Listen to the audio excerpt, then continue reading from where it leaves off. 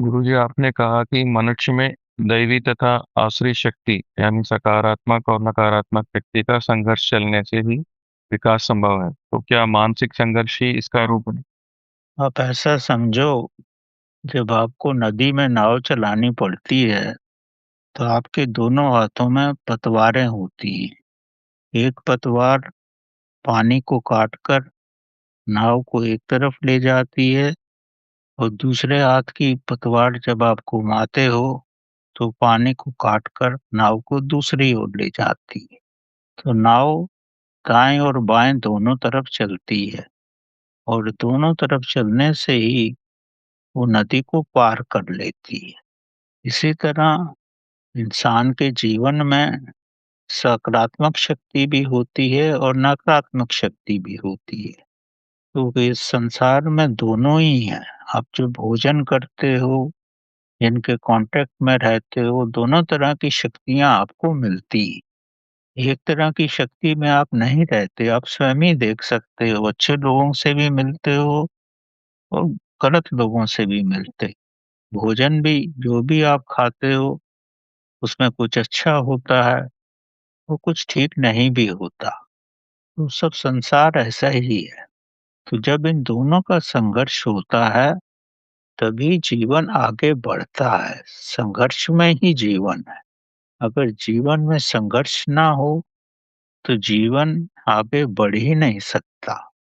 एक छोटी सी कथा से आप और गहराई से समझ सकते हो कि एक किसान ने प्रभु के सामने बड़ी आपत्ति की कि जब मेरी फसल को पानी की जरूरत होती है, तो आप भीषण गर्मी कर देते हो, और जब मेरी फसल को गर्मी की आवश्यकता होती है, तब आप बारिश कर देते हो। आप किसान की मजबूरी को समझते ही नहीं। अब 1 वर्ष मेरे को नियंत्रण करने को दो, तो मैं बताता हूँ कि कितनी अच्छी फसल उग सकती है।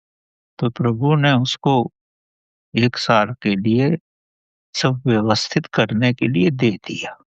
जब उसने प्रभु से कहा बारिश करो, तो उसने बारिश कर दी। जब उसने प्रभु से कहा कि अब गर्मी करो, तो प्रभु ने उसके कहने से खूब धूप कर दी। जब 1 साल के बाद फसल उगी, तो बड़ी लंबे-लंबे पौधे उग गए, सब कुछ बड़ा अच्छा हो गया। उसने प्रभु को बुलाया और बोला, देखो कितनी अच्छी फसल मैंने उगा दी है।